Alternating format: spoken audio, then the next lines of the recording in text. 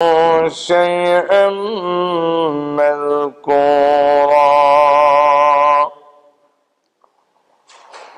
إنا خلقنا الإنسان من نطفة أمشاج نبتليه فجعلناه سميعا بصيرا إنا هديناه السبيل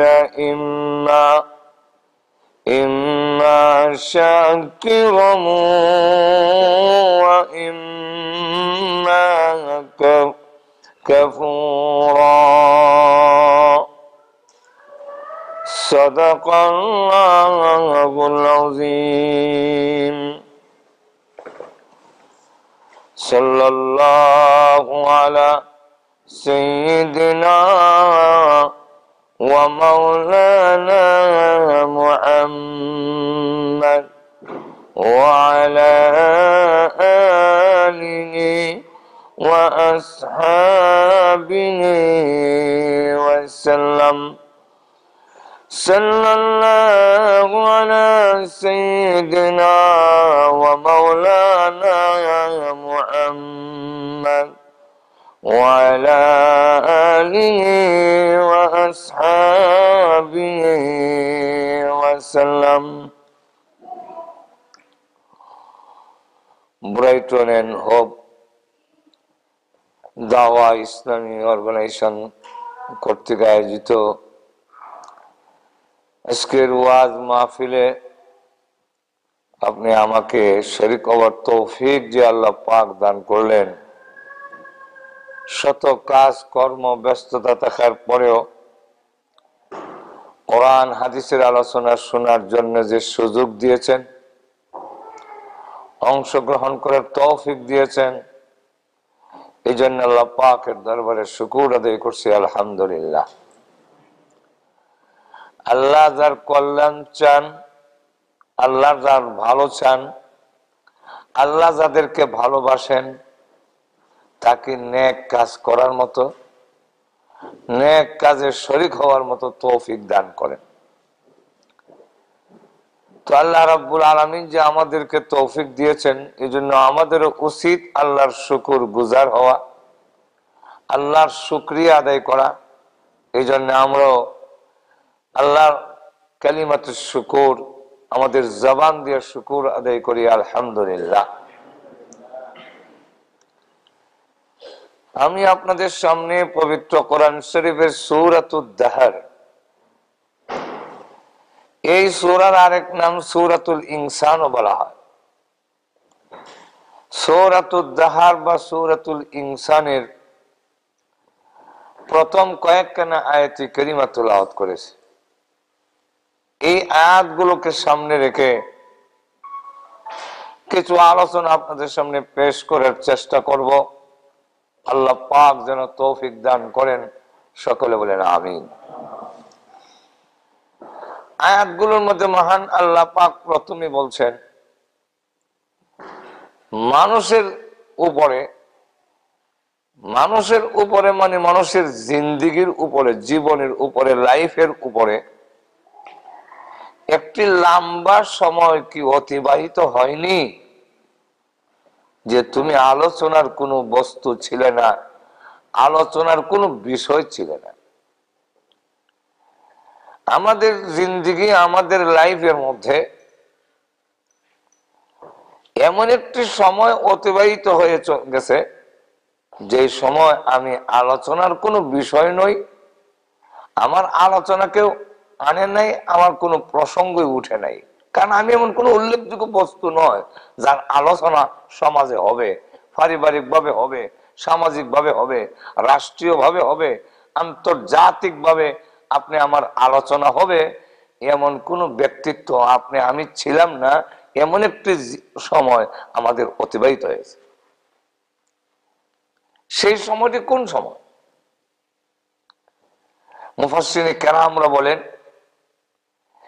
এই সময়টার দুইটা ব্যাখ্যা দিচ্ছেন। এর একটা ব্যাখ্যা হইল যেদিন থেকে আমি মার গর্ভে গেলাম ওই দিন থেকে আমার জিন্দেগি শুরু হইল, ওইখান থেকে আমার জীবন শুরু। তো সেখান থেকে যদি শুরু হয়, তো মার গর্ভে যাওয়ার পরে 8 মাস হোক, 9 মাস হোক, 10 মাস হোক, এই সময়টার ভিতরে কোনো আলোচনা আমার হয়নি। শুধু এতটুকু আলোচনা হয়েছে যে উমুকের মেয়ে হবে অথবা ছেলে হবে, কিন্তু এছাড়া এই ছেলের শ্রেষ্ঠত্ব, মহত্ব, মর্যাদা, গুণকীর্তন, এই আমাদের দেশের গর্ব, আমাদের জাতির অহংকার, এই জাতীয় কোনো আলোচনা আপনি আমার হয় নাই যে সময় আপনার মার পেটে ছিলাম। আমার কথা বুঝেন না আপনারা? একটু ধরে বলেন, কিছু একটু হা না বললেন। মার গর্ভে থাকা অবস্থায় আমি কোনো আলোচনার বস্তুই ছিলাম না। মার গর্ভে থাকা অবস্থায় আজকাল তো একটু অগ্রসর হয়েছে, ছেলে না মেয়েরা আগেই জেনে ফেলে, কথা বুঝেন না? কিন্তু আল্লাহ যে কোরআনে বলছেন 5টা এলেম, 5টা জিনিসের জ্ঞান কিয়ামতের আগ পর্যন্ত একমাত্র আল্লাহ ছাড়া পৃথিবীর আর কেউ জানবে না। কোন নবীও না, কোন রসুল না, কোন সায়েন্টিস্ট, কোন দার্শনিক, কেউ জানবে না। এর একটা হইল ইন্নাল্লাহা ইনদাহু ইলমুস সাআ, পৃথিবীর মরণ যাকে কিয়ামত বলা হয়। আপনি আমার মরণ কোন সময় হবে এটা আমি নিজেও জানি না। যিনি রকেট আবিষ্কার করেছেন, যিনি চন্দ্রে গিয়েছেন, যিনি মঙ্গল গ্রহের স্নেপ নিচ্ছেন, যিনি গুগল তৈরি করেছেন, যিনি বড় মোবাইল আবিষ্কার করে দিয়েছেন, যে এখন লন্ডন বসে বসে বাংলাদেশে আপনারা আরেকজনের লোক সেরা দেখে দেখে কথা বলছেন, কথা বলছেন না? এত জিনিস আবিষ্কার করলো, কিন্তু ওই লোকটার মরণের ডেট কবে সে নিজেও জানে না। আমরা একটু আসতে বললেন, কারণ মহিলা আছে তো, শুনবে আপনাদের আওয়াজ।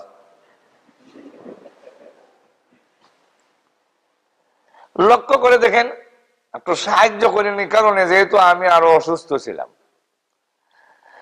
একটানা 3 মাস ব্যাংকক চিকিৎসাধীন ছিলাম। চিকিৎসার পরে, অপারেশনের পরে আমার আওয়াজ সব চেঞ্জ হয়ে গেছে।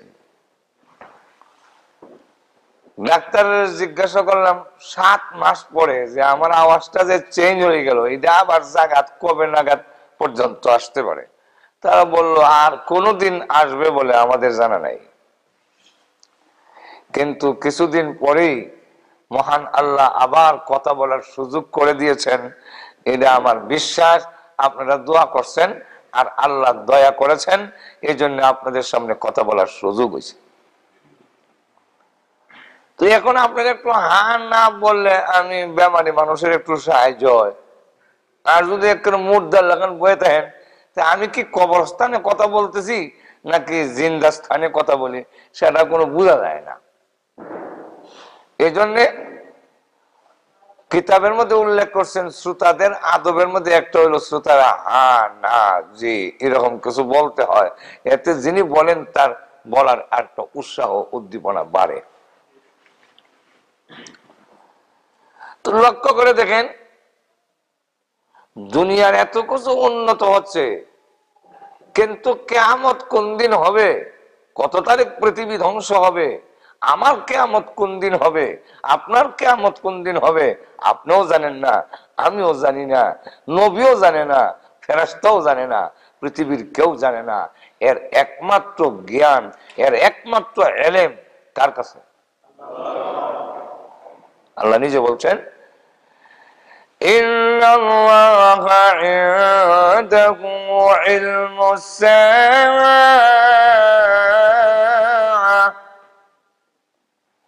সাআ আল্লাহ বলেন এর একমাত্র আমার কাছে রেখে দিলাম। কেন রাখলাম? মরণ যে আসবে এটা নিশ্চিত, পৃথিবী যে ধ্বংস হবে এটা নিশ্চিত। আপনার বিশ্বাস হয়নি? আপনারা যে মৃত্যু আসবে এটার মধ্যে বিশ্বাস আছে তো না? নদ নদী পাড়িয়া যখন এই যুক্তরাষ্ট্রে ইউকের মধ্যে, যুক্তরাজ্যে ইউকের মধ্যে এসে গেছেন, এই কারণে মনে হয় আর মরণের সম্ভাবনা এরকম নাকি? আল্লাহ বলেন যেখানেই থাকো মরণ তোমার কাছে যাবে। আইনামা তাকুনু ইউদরিকুমুল মাউত,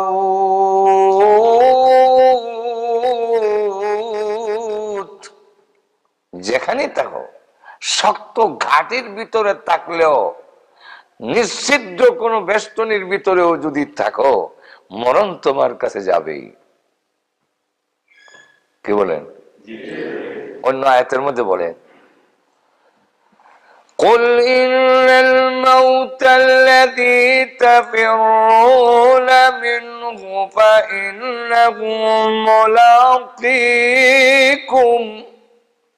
ইয়া রাসূল আপনি বলে দেন মরণ থেকে, যেই মরণ থেকে তোমরা পালাও সেই মরণ তোমাদেরকে সাক্ষাৎ করবেই। ফাইন্নাহু মুলাকিকুম, তার সাথে তোমাদের সাক্ষাৎ হবেই। ইরার থেকে যতই আমরা চেষ্টা করি বাঁচার জন্য, সময় যত গয়ে যাচ্ছে, সময় যত অতিবাহিত হচ্ছে, আমরা কিন্তু আসলে মরণের দিকেই যাচ্ছি। আপনারা বিশ্বাস হয় না? একটু জোরে বলে। আল্লাহ বলে ইয়া আইয়ুহাল ইনসানু ইন্নাকা কাদিউন ইলা রাব্বিকা কাদআন ফামুলাকি।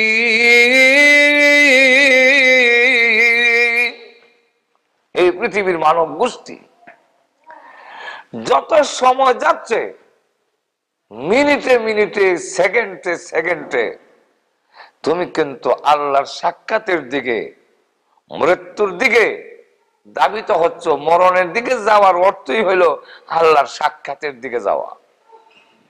জোরে বলেন ঠিক কিনা? আল্লাহর কাছে যাইতে গেলে মৃত্যুবরণ করতে হবে। একটু জোরে কন। এই জন্য পরে বলবো সুযোগ যদি আসে, মৃত্যু যদিও কষ্টকর, মৃত্যু যদিও খুব কষ্টের জিনিস, কিন্তু আল্লাহকে যারা প্রেমিক বানায় নিছে তাদের জন্য মৃত্যু আনন্দের বিষয়। কারণ এই মরণ না হইলে আমি আমার প্রেমিকের কাছে যাইতে পারি না। অতএব প্রেমিকের কাছে বা প্রেমিকার কাছে যাইতে গিয়া মাঝখানের যত কষ্ট, সেই কষ্ট প্রেমিকের জন্য কষ্টকর হয় না, আনন্দের হয়। আর একটু জোরে বলেন। আর যখন নাকি যার কাছে যাবেন সেটা যাওয়াটা মন চায় না, যাইতে হইতেছে, তখন তার সফরটা সামান্য কষ্টের হইলো এটা অনেক বিশাল কষ্টের কারণ হয়।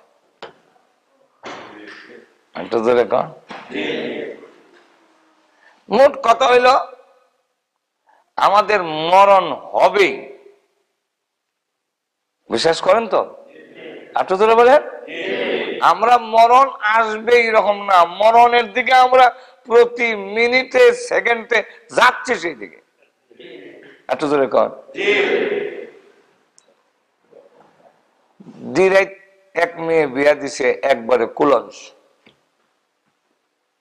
তো দিরাই শহর থেকে এই মেয়ে এই গেল যাইতে চায় না স্বামীর বাড়ি। এখনো বাথরুম থাকার ঘর তেমন উন্নত হয় নাই, খুব কনজাস্ট জায়গা, এখন এই অবস্থায় যাইতে চায় না। তো স্বামী আরেকদিন আসছে তার ওয়াইফকে নেওয়ার জন্য, একটা নৌকা নিয়ে আসছে, ইঞ্জিন চালিত নৌকা। দূরে একটু নৌকাটা রেখে পরে শ্বশুর বাড়িতে এসে খাওয়া দাওয়া করার পরে রাত যখন গভীর হয়ে গেছে, রাত 1টা হয়ে গেছে, তখন লোকজনকে বলতেছে, ওয়াইফ রে বলতেছে, যে একটু গরম তো দেখা যায়, চলো না একটু নদীর পাড়ে দেয়া, ওই যে আপনার চণ্ডীপুর চণ্ডীপুর নদীর পাড়ে হাঁটা, হ্যাঁ চলো একটু নদীর পাড়ে দিয়ে হাঁটি। বউ মনে করছে ঠিক হই, চলো একটু গরম, কেউ যখন নাই মানুষ ঘুমাইয়ে গেছে, আমরা দুইজন একটু হাঁটি।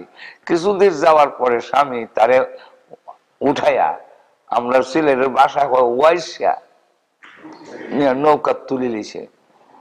এখন ড্রাইভার ইশারা দিছে ইঞ্জিন স্টার্ট দাও। এখন যেই মাত্র ইঞ্জিন স্টার্ট দিয়ে কুলঞ্জের দিকে নৌকা ছেড়ে দিছে স্বামীর বাড়ির দিকে, মহিলা তখন বুঝতে পারছে আমারও তো লয়ে যেতেছে গা, যেরকম ঠিক না। তখন সঙ্গে সঙ্গে নৌকার যে মাঝখানে থাকে কাঠ, মাঝখানে যে এদের এখন গুড়া, বুঝেন কিনা জানি না, ওই গুড়ার মধ্যে ধইরা স্বামীর বাড়ির দিকে ফিস দিয়া সে বলতেছে যতই তুমি নৌকা চালাও আমি কিন্তু যাব না। আমরা ঘুমাই আছেন, আমার কথা বুঝেননি। সে স্বামীর বাড়ির দিকে ফিস দিয়া আর বাপের বাড়ির দিকে মুখ করে গুড়া শক্ত করে ফেস দিয়া তৈরি কয় যতই চালাও আমি যাব না। আমি আপনাদের কাছে জানতে চাই, সে তো বলতেছে যাবে না, কিন্তু যাইতেছে কিনা? আর একটু জোরে বলেন। আচ্ছা সে কি তার স্বামীর বাড়ির দিকে যাবে না যাইতেছে? একটু জোরে কন, যাবে না যাইতেছে? যাইতেছে, যাবে না, সে তো যাইতে আছে। কিন্তু তার চাল চলনে কি বুঝায় যাইতেছে? যাইতেছে কিভাবে? এটার কারণ হইল যাইতেছে কেমনে? যেই নৌকার মধ্যে সে বসে আছে এই নৌকা তো যাইতেছে, এখন ঠিক কিনা? যেমনি ভাবে নৌকা চলছে, নৌকা যাচ্ছে, সে যদিও পিছন ফিরে আছে, বাবার বাড়ির দিকে মুখ করে আছে, স্বামীর বাড়ির দিকে পিছন দিকে বসা, শক্ত করে নৌকার গোড়া ধরে আছে, এই অবস্থায়ও সে যাইতেছে কেন? এর কারণ হইল যেই নৌকায় বসা সেই নৌকা কিন্তু যাচ্ছে।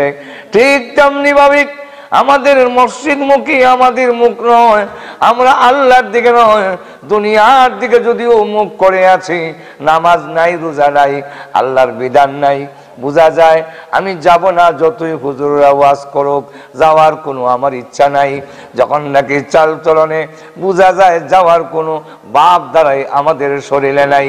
কিন্তু আল্লাহ পাক বলেন, ও পৃথিবীর বান্দা বান্দিরা জেনে রাখো, প্রতি সেকেন্ডে আমার দিকে আসতেছো, এর কারণ হলো যে হায়াত নামক নৌকার মধ্যে তুমি বসে আছো, সেই হায়াতটা কিন্তু চাকা ঘুরতেছে, যত সময় যায় ততই তুমি আল্লাহর দিকে, মরণের দিকে চলে যাইতেছো। আমরা ততই যাইতেছি, যেরকম ঠিক কিনা? যদি আমাদের চাল চলন কিন্তু বোঝা যায় না, আমরা যাইতেছি, যেরকম ঠিক না?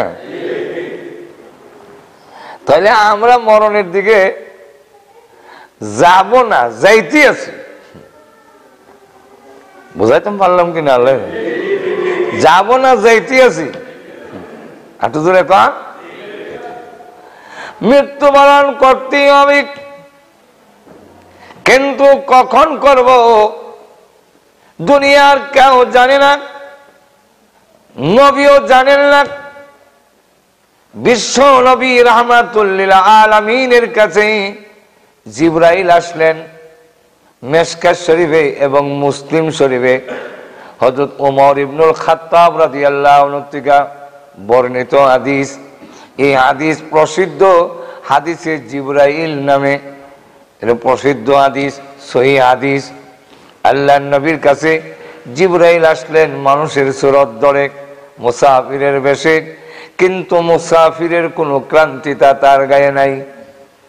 মুসাফির হইলে যেভাবে ক্লান্তিতা থাকে, কাপড় চোপড় ময়লা থাকে, এমন কোনো ক্লান্তিতা নাই। নবীজির সামনে নামাজের সুরতে বসে প্রশ্ন করেন।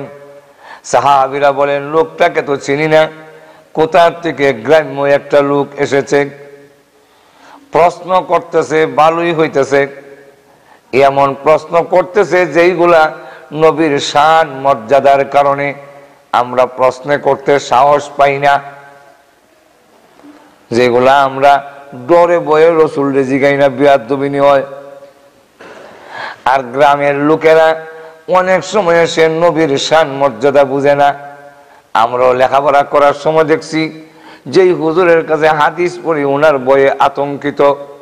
গহরপুরের রহমাতুল্লাহ আলাইহির কাছে হাদিস পড়ছি, বয়ে কোনো কিছু প্রশ্ন করতাম না, কি জানি বিয়াদবি হয়ে যায় কি হুজুর, এখন ঠিক না।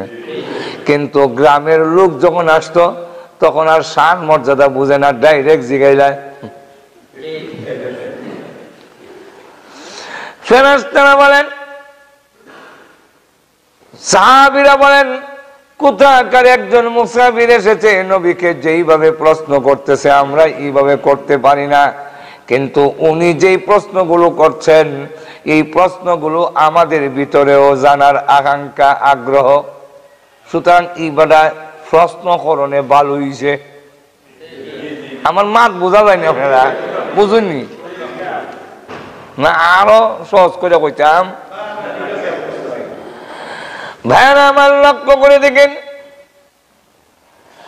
রাসূলকে যখন প্রশ্ন করেন, নবীজিকে প্রশ্ন করেন, আখবিরনি আনিল ইসলাম, ইসলাম কাকে বলে ব্যাখ্যা দিয়ে আমারে বুঝান। সাহাবীরা বলেন, ইসলাম কারে কয়? এই কথাটা তো জানার আগ্রহ আমাদেরও ভিতরে, এরকম ঠিক না? রাসূল জবাব দিলেন, উনি বলেন, সাদাকতা, ঠিক বলেছেন। সাহাবীরা বলেন, আজাবনা, আমরা আশ্চর্য হয়ে গেলাম। ইয়াসআলুহু ওয়া ইউসাদ্দিকুহু, এইবার নিজেই প্রশ্ন করে আবার নিজেই কয় ঠিক কইছেন। তে তো বোঝা যায় জানে। একটু জোরে কন, জানে যদি প্রশ্ন করে, এখানে জান প্রশ্ন করে, এখানে প্রশ্ন করার তো উদ্দেশ্য হইল জানতো। আমাদের দেশে প্রশ্ন করার দুই পদ্ধতি, একটা হলো জানার জন্য প্রশ্ন করে, আর একটা হলো মোল্লারে আটকাইতো প্রশ্ন করে। প্রশ্ন শেখার থেকে শিখছে কারি আমুরুদ্দির কাছ থেকে। কারি আমুরুদ্দির যদি কারি সাহেব ডাকে তাহলে কারির শব্দের কলঙ্ক।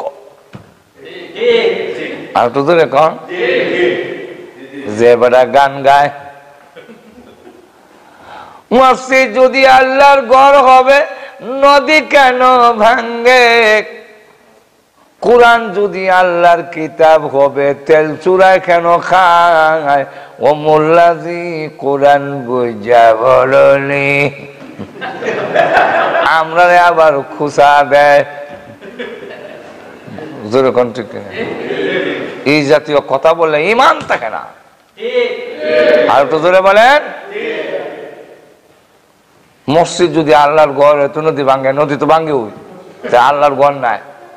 তেল চূড়া কোরআন শরীফ না পড়লে তো রাখলে আমরা দেশে পাতায় তেল চূড়া খাইলাই, এর লেগে তার কথা হইলো তেল চূড়া যদি কোরআন খাইলাই তে আল্লাহর কিতাব কিতাব, তোমরা কিতাব বুঝতে পারো। তার কাছ থেকে শিক্ষাইয়া প্রশ্ন করে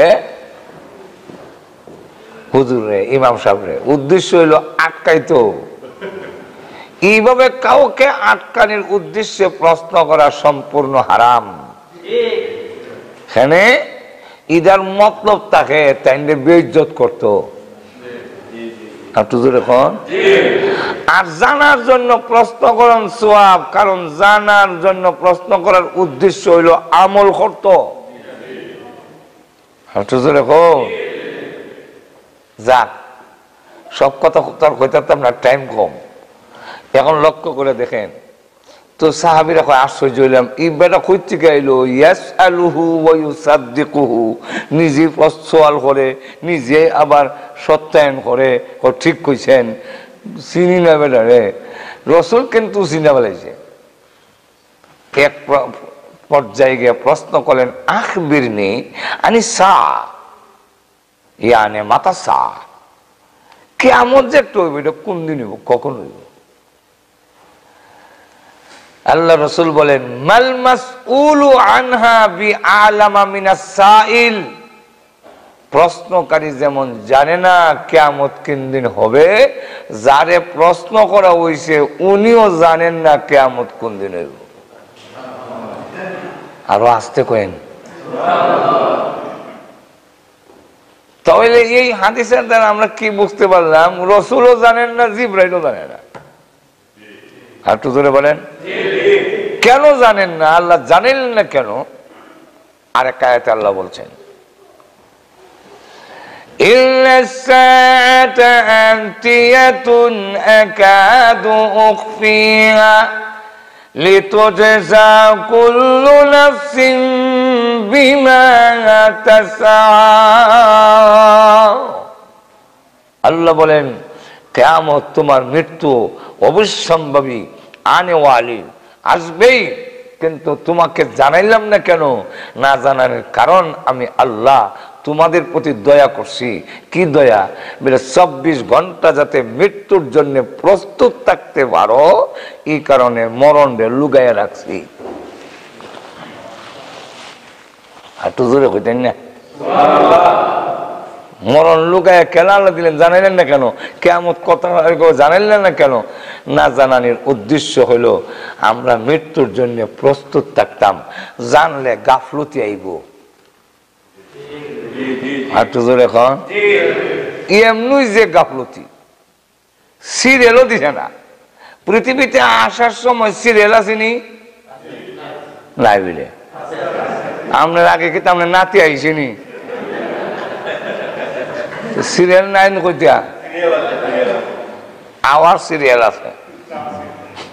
বাপের আগে হুয়াইছে নি দুনিয়ায়? আপনারা এই দিক দিয়ে আইসে মনে হয়। বাবার আগে কোনোদিন হুয়ায়, দাদার আগে কোনোদিন নাতে আয়, কিন্তু যাওয়ার বেলায় কোন সিরিয়াল আছে? একটু দূর এখন কেন সিরিয়াল নাই? গাফলতি আইব। আওয়ার বেলায় গাফলতি নাই, যাওয়ার বেলায় গাফলতি।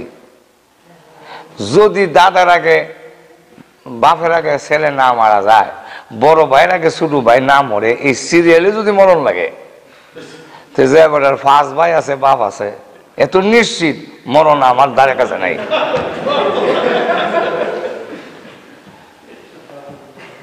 ঠিক না?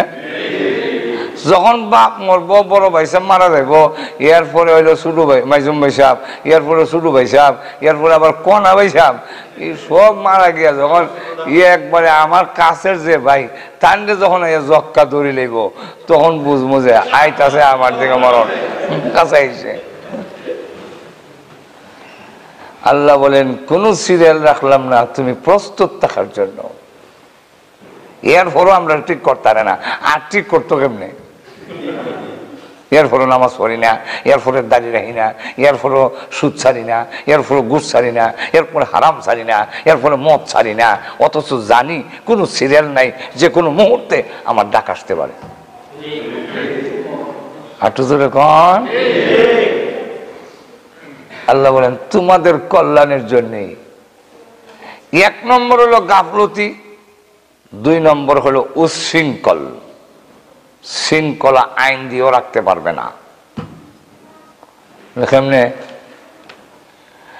যদি জানিলা হ্যাঁ মরণ অত সালে হইব, 2025 সালের ফেব্রুয়ারির 1 তারিখ আমি মারা যাবো, আমার আল্লাহ জানাই দিছেন ডেট উঠ দিয়া। তো এখন 2000 কত? তো 25 সাল হইলে আর কত সাল বাকি? তো 10 সাল যে মরণ হইতো না, এটা তো নিশ্চিত। একটু দূরে বল না। হ্যাঁ, রাস্তা ফারিবার সময় ডাইনে বামে চাইতো না, এমন তো এমনি ডাইনে বামে চায়, সোজা যাওয়া শুরু করবো। বিলাস বেটা তোর উপরে তো লরি আইয়া উঠবো, ও উঠুক, মরতাম না। এখন ঠিক কিনা? আর এমনি আমরা দেশের একটা সিএনজি তার পিছনে দিয়া আইসা যদি কয় ফট করে ফাল দিয়া সড়কের বাড়ির যায় গিয়া গেছলাম গেরি আজকে কপালে বাঁচাইছে, বাড়িতে গিয়া হয় বউর একটা মুরগি সৎকা করো বলে এখানে বলে সাক্ষাৎ তলে হয়ে গেলাম গিয়া সামান্য লেখা চাইছি হজুর এখন ঠিক কিনা আমরা দেশও দেখবেন মারামারি লাগলে একটা একটা লাঠি লইয়া অস্ত্র লইয়া ডাকে আয় মাটো বেটা হ্যাঁ এই সময় যদি কেউ বাধা দেয় যাইস না বেটা মারতে যাবে তোরা তো মারতে পারে তাই না এই সময় দেখবেন এমন জোর করে মুড়াইয়া আপনি ভাও ভাঙিয়ে দিব চালো মিয়া এর মারি নিতাম কিন্তু আপনি ছেড়ে দিলে যা তুই যখন আমার ভাও এখন 10 কদম গিয়ে আর যায় না সেখানে তার ভিতরে বয় আছে আমার তো মনন জানা নাই আমি যে যেমন মারতাম হে নিয়ে আমারে মারি নাই আর যখন জানবো 2025 সালের ভিতরে মরবে না সারা দিরাই মানুষ মিল্লা যদি হেরে গাওয়ায় তো হে ঠিক আছে ঘটে দাও মরতাম তো না উশৃঙ্খল হয়ে যাবে জোরে কোন ঠিক কিনা আমলের মধ্যে গাফলতি আইব জোরে কোন ঠিক কিনা আল্লাহ রাব্বুল আলামিন এই জন্য বলেন দুনিয়ার কাউকে জানাইলাম না মরণ কোন দিন আসবে রে বান্দা আমি আল্লাহ লুকায় রেখে দিয়েছি তোমাকে প্রস্তুত রাখার জন্য মৃত্যুর জন্য যদি প্রস্তুত থাকি লাভ কি হবে আর মৃত্যুর জন্য যদি প্রস্তুত না থাকি তাহলে অসুবিধাটা কি হবে বলবো না অসুবিধা হইতেছে তাহলে লাভ কি আহা সিলেট থেকে ট্রেনে যাইব চিটাগাং আচ্ছা ট্রেনের টিকিট কিতে আগে খাটন লাগেনি নাকি তা গাড়ির উচ্চার টিকিট কাটে আগে খাটা লাগে 3 দিন যদি থাকে চিটাগাং তাহলে বেড়ার কিছু সামান কিছু টাকা পয়সা সাথে নেওয়া লাগবো নি এদিকে তা চিটাগাং গিয়া জোগাড় করবো নি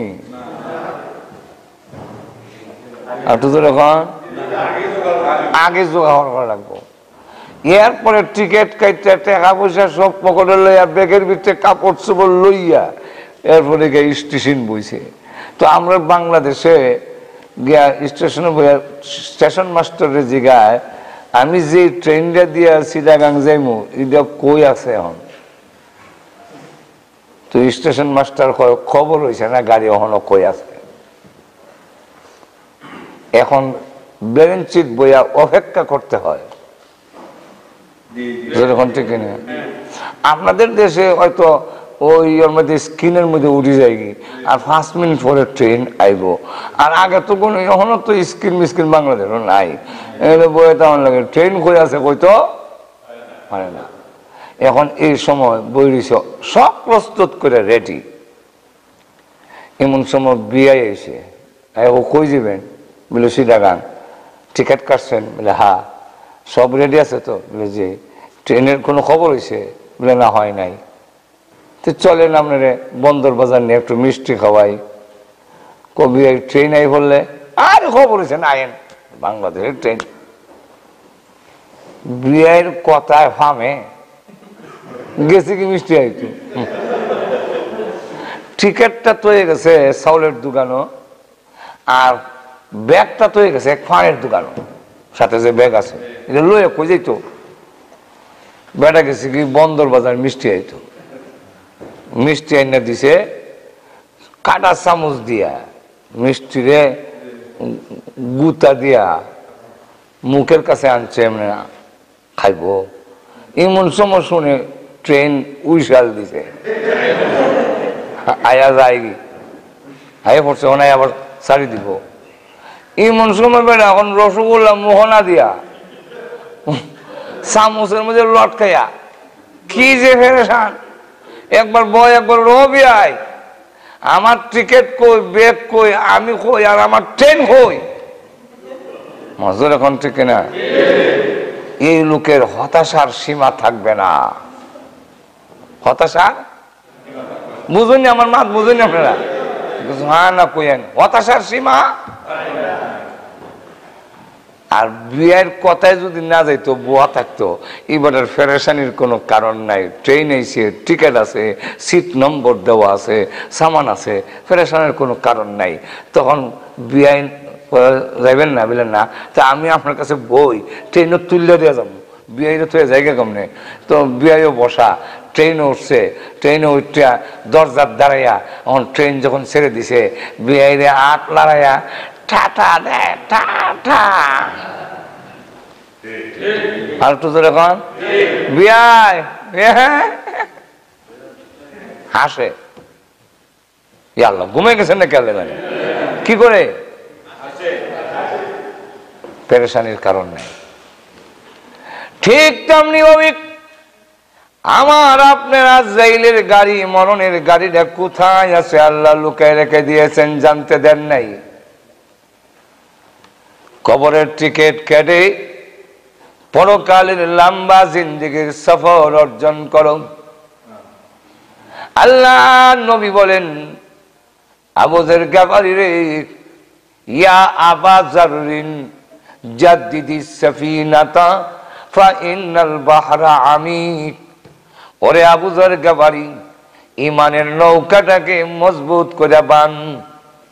ইমানটাকে নৌকার সঙ্গে তুলনা দিয়ে আল্লাহ নবী বলেন, তোমার ইমানের নৌকাটাকে মজবুত করে বাঁধো, কারণ মৃত্যুর সাগর বড় গভীর। ওই সাগরে যখন ঢেউ উঠবে, নৌকা যদি ভাঙ্গা তাকে ভেঙ্গে খান খান হয়ে যাবে, অতুল পানির নিচে তলাইয়া যাবে, পার হতে পারবে না। সামান বেশি করে নাও। ইয়া আবা যরিন জাদ্দিদিস সাফিনাতা ফা ইন্নাল বাহরা আমিক ওয়া কাসিরিজ যাদা ফা ইন্নাস সাফরা বাঈদ। ওরে আবু যর গফারি, সামান বেশি করে নাও। এই দুনিয়ার জিন্দেগি আর সেই জিন্দেগি অনেক বেশ কম। কবরের জগতে 40,000 বছর থাকতে হবে, কিয়ামতের মাঠে 50,000 বছর, ফুলতে রাতের ফুল 30,000 বছরের রাস্তা। সফর বড় লম্বা।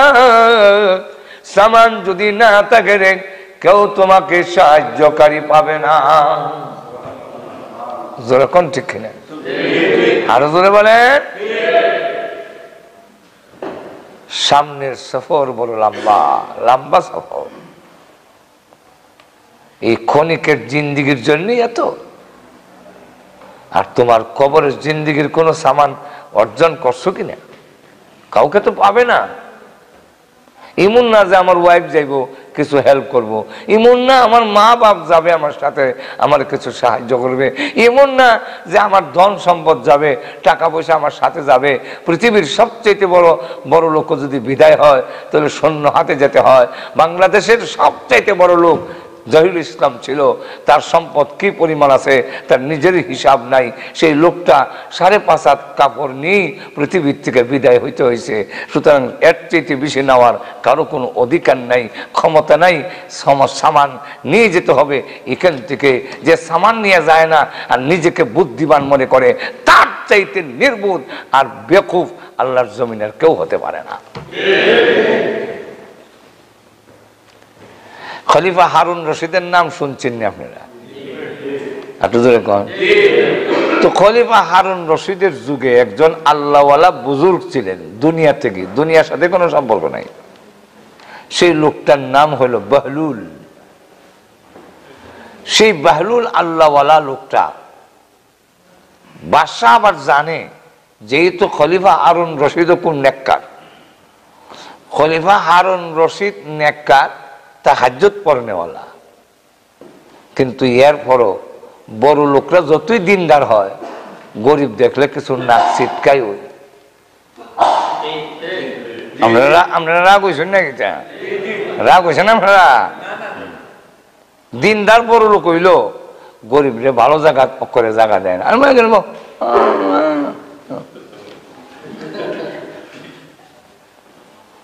খলিফা হারুন রশিদ যদিও আল্লাহওয়ালা, কিন্তু বহলুলের মতো তো না। সে হইল খলিফা আর সে হইল নিঃস্ব, কিন্তু আল্লাহর কাছে তার চাইতে কোটি গুণ দাম ওই লোকটা। তো তুই একদিন একটা লাঠি দিয়ে কয়, এই বহলুল, এই লাঠিটা তোরে দিলাম, তোর সেইতে কোনো ব্যাকল বেকুফ, বুঝুন না, ওরে দিলাইস। তাহলে কি বুঝাইল কথার দ্বারা? নিজে সম্রাট, নিজে খলিফা, অনেক বুদ্ধিমান, অনেক দামি। আর ওই দিকে লক্ষ্য করে দেখেন একজন সাধারণ মানে জীবন যাপন করে আল্লাহওয়ালা, কিন্তু লোকটাকে বোঝা যায় যে বেকুফ। তো খলিফা হারুন রশিদের কাছে মাঝে মাঝে যায়, লাঠিটা আছে, লাঠি আছে, কথা বলছেন না? ওই তো এইদিকে তো চেয়ার খালি আছে, চেয়ার তো সামনেও খালি আছে, মাঝখানে খালি রেখে দিয়েছেন। এটার কারণ কিটা? রসুল বইতো না এটা।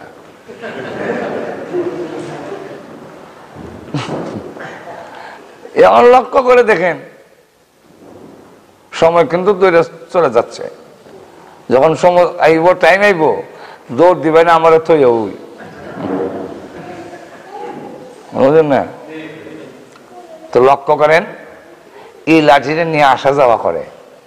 তো বাদশার সাথে যখনই দেখা হয়, খলিফা হারুন রশিদ বলেন, কিরে বহলুল, তোর চাইতে আরো ব্যাকল বেকুব হইছত না? লাঠি যে তোর হাতে রয়েছে দেখা যায়, দিলে না কেন? বাহলুল কয়, আমার চাইতে ব্যাকল কেউ পাইছি না, এর লেগে দিতেও পারি না। যেদিন খলিফা হারুন রশিদের মরণের সময় গনে এসে, ওই সময় কাছে আইয়া বইছে। খলিফা হারুন রশিদ সাহেব মহোদয়, কেমন আছেন? খুব ভালো না রে। ভালো না? কেন ভালো না? যাওয়ার পথে। কোথায় যাচ্ছেন? যাব না, আখিরাতের দিকে যাচ্ছি। ও আচ্ছা, কবে আইবেন? আপনারা তুমি ঘুম হয়ে যাবে, কবে আইবে? আচ্ছা, আখিরাতের গেলে কেউ ফিরে আয়? এটা কি বাহলুল নামে আল্লাহর ওলিয়া জানে না? ওই দেখেন কেমন ব্যাকল। এতদিন তুমি আমাকে ব্যাকল বানাইছো, লাড়ি দিছো ব্যাকল কইয়া, আজকে তুমি যে ব্যাকল এটা প্রমাণ করে দাম। এখন ঠিক না? এখন লক্ষ্য করে দেখেন, আল্লাহ আমরা একটু কষ্ট, এই জায়গাটা পূরণ করেন না, একটু কষ্ট হয় না, এত কষ্টের সামনে আইন না, টাকা পয়সা লাগতো না, এটা নাইলে বা এই জায়গাটা পূরণ করে নিলে খারাপ দেওয়া যায় তো। আর মিস্টার ইবলিস এই জায়গাটা বুঝে বুঝে করে। সাল্লাল্লাহু আলা সাইয়্যিদিনা ওয়া মাওলানা মুহাম্মদ ওয়া আলা আলিহি ওয়া আসহাবিহি ওয়া বারিক ওয়া সাল্লিম। আল্লাহুম্মা সাল্লি আলা সাইয়্যিদিনা ওয়া মাওলানা মুহাম্মদ ওয়া আলা আলিহি ওয়া আসহাবিহি ওয়া বারিক ওয়া সাল্লিম। তো লক্ষ্য করে দেখেন,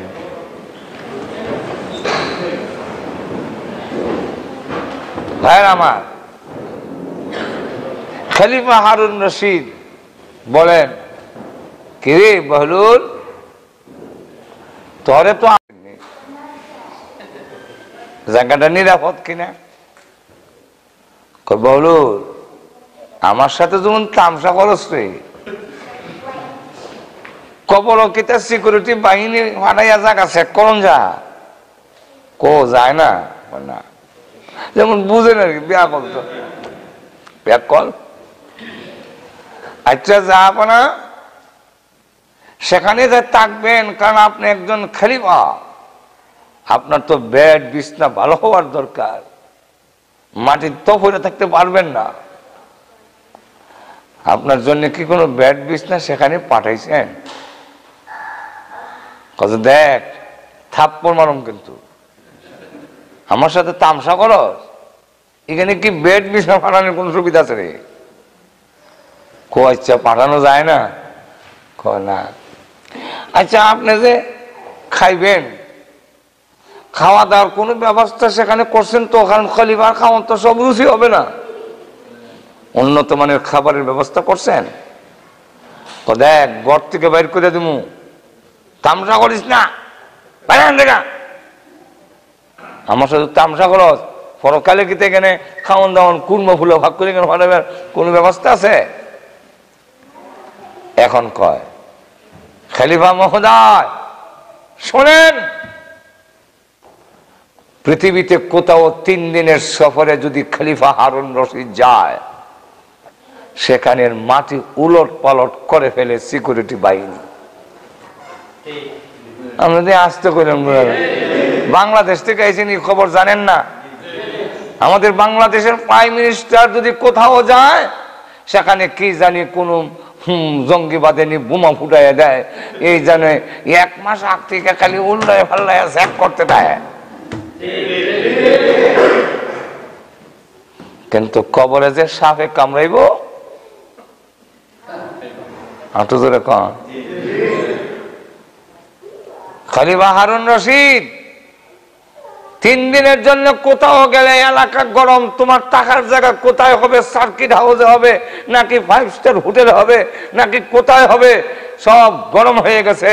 তুমি যদি 3 দিনের জন্য সফরের কোথাও যাও, কত উন্নত মানের খাবারের আয়োজন, আর এখন নিজেই বলতেছো লম্বা সফরে যাবে, তোমার কোনো সামান নাই, তোমার কোনো সেখানে সিকিউরিটি বাহিনী দিয়ে জায়গা চেক করাও নাই, সেখানে তুমি উন্নত মানের টাকার ব্যবস্থা করনি, তুমি সেখানে জেনে শুনে বলতেছো লম্বা সফর আর কোনোদিন ফিরে আসবে না, কিন্তু সেখানে খাবারের কোনো ব্যবস্থা করলে না, তাহলে তোমার চাইতে নির্ভর, তোমার চাইতে ব্যাকুল আল্লাহর জমিনে আর কেউ হইলাম না, তাই তোমার দেওয়া লাঠিটা তোমার কাছে ফেরত দেয়া গেলাম, নাও।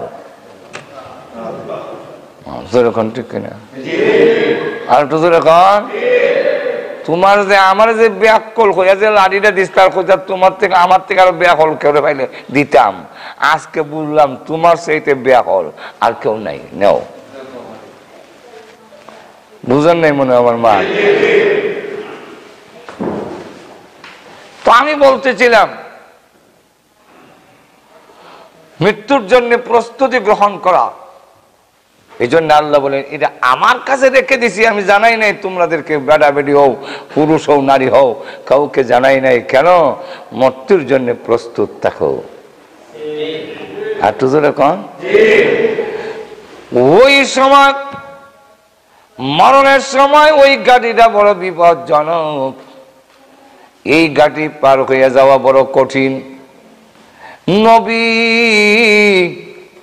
ওলি, গাউস, কুতুবেরা পর্যন্ত কান্দে, প্রভু গো ঈমান নিয়ে যেন যেতে পারি, তুমি দয়া করো।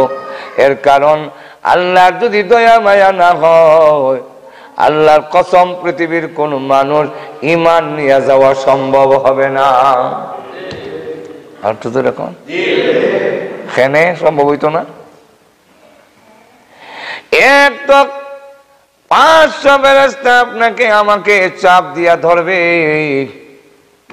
500 ফেরেশতা চাপ দিয়া ধরছে যাতে নড়াচড়া করতে না পারি, একজনই যথেষ্ট। এর মধ্যে ভাত্র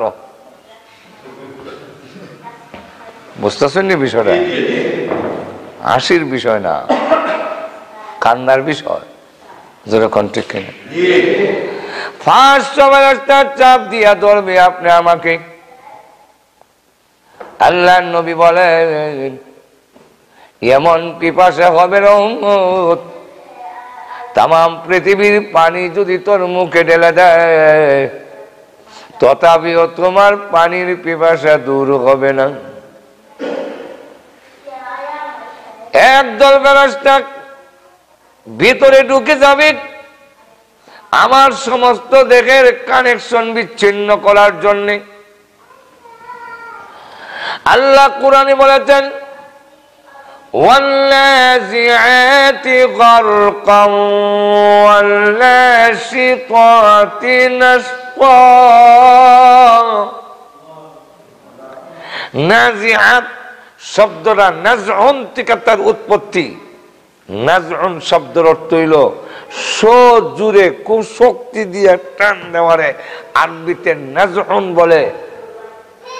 নাজিআত দিয়ে হলো সজোরে টাননে ওয়ালা ফেরেশতা বুঝাইছেন। আল্লাহ বলেন তাদের শপথ করে বলছি আমি আল্লাহ। সুবহানাল্লাহ বলবেন না? আল্লাহ রাব্বুল আলামিন বলেন আমি আল্লাহ, আমি নিজে বলতেছি শোনো, যেদিন তোমার রূহ বের করবে সজোরে টান দিবে, ওই যে টাননেওয়ালা ফেরেশতাদের কসম করে বলি, গারকা, গারকুন শব্দের অর্থ হইল আরবি গরকন, অর্থ হইল ডুব দেওয়া। আল্লাহ রাব্বুল আলামিন বলেন ফেরেশতারা ডুব দিবে তোমার দেহের ভিতরে। কেন? তোমার দেহের সমস্ত কানেকশন বিচ্ছিন্ন করে দিবে, হাতের সাথে যে লাইন সংযোগ ছিঁড়ে ফেলবে, পায়ের সাথে যে সংযোগ ছিঁড়ে ফেলবে, চোখের সাথে সংযোগ ছিঁড়ে ফেলবে, জবানের সাথে সংযোগ টেনে টেনে সব ছিঁড়ে ফেলবে। আল্লাহ রাব্বুল আলামিন বলেন সব জোরে টেনে টেনে ডুব দিয়া যখন ছিঁড়তে থাকবে, তখন তামাম পৃথিবীর পানি দিলেও তুমি তখন বুঝবে কত যে কষ্টকর। আল্লাহর নবী বলেন এমন কষ্টকর, এই কষ্ট থেকে কেউ রেহাই পাবে না। হও নবী, হও ওলি, হও গাউস, হও কুতুব, হও মৌলভী সাহেব, হও ইমাম সাহেব, হও মন্ত্রী সাহেব, হও তুমি পয়সাওয়ালা, কাউকে খাতির করবে না।